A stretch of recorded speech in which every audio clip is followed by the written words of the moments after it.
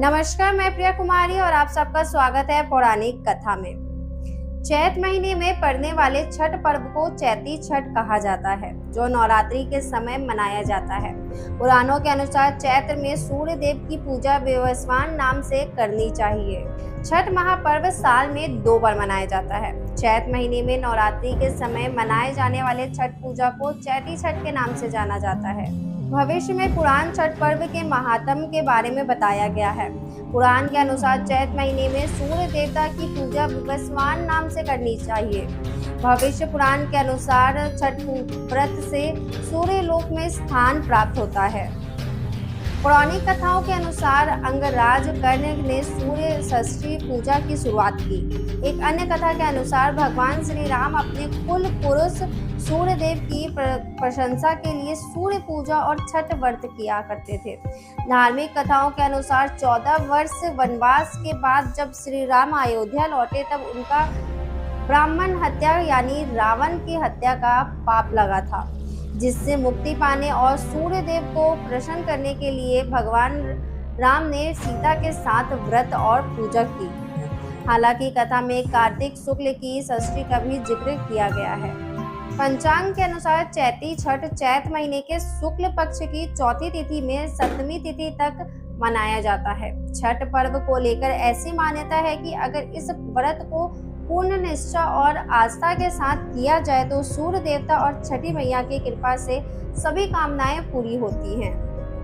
छठ पूजा से जुड़े एक अन्य पौराणिक कथा के अनुसार राजा प्रियव्रत को कोई संतान नहीं थी, जिससे वे दुखी रहते थे। एक बार महर्षि कश्यप ने पुत्रेष्ठित यज्ञ कराकर उनकी पत्नी मालिनी को यज्ञाहुति के लिए बनाई गई खीर खिलाई, जिससे रानी गर्भवती हुई, लेकिन दुर्भाग्यवश उन्हें मृतक पुत्र पैदा हुआ। इससे राजा प्रियव्रत और अधिक दुखी हो गए और मृतक पुत्र को शमशान ले गए। पुत्र वियोग में राजा ने भी अपने प्राण त्यागने का फैसला लिया, लेकिन उसी समय एक मानस कन्या देवसेना प्रकट हुई, जो कि देवी षष्ठी थी। जब देवी ने राजा से कहा कि तुम मेरी पूजा करो और लोगों को भी इस पूजा के लिए प्रेरित करो, इससे तुम्हारा दुख दूर होगा। राजा ने पुत्र इच्छा से देवी षष्ठी का व्रत और पूजन किया। षष्ठी देवी की कृपा से राजा को स्वस्थ और सुंदर पुत्र पैदा हुआ। बता दें कि साल में 2 बार छठ पूजा का व्रत मनाया जाता है। दोनों छठ पर्व की पूजा विधि, नियम और महत्व और कथा समान है। चैत मास में पड़ने के कारण इसे चैती छठ कहा जाता है। वहीं कार्तिक मास में पड़ने वाले छठ पर्व को कार्तिक छठ कहा जाता है।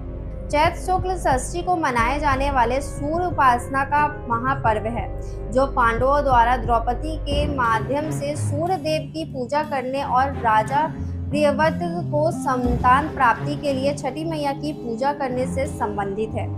यह पर्व संतान प्राप्ति, सुख, समृद्धि और आरोग्य के लिए 4 दिनों तक कड़े नियमों के साथ मनाया जाता है, जिसमें सूर्य देव और छठी मैया को अर्घ दिया जाता है। जब पांडव जुए में अपना सब कुछ हार गए और वनवास पर थे, तब द्रौपदी ने सूर्य देव की पूजा की, जिसके बाद उन्हें अक्षय पात्र मिला और उनके सभी कष्ट दूर हुए। छठ पूजा 4 दिनों का बहुत बड़ा महापर्व है। पहला, नहाए खाए शुद्ध शाकाहारी भोजन ग्रहण करना।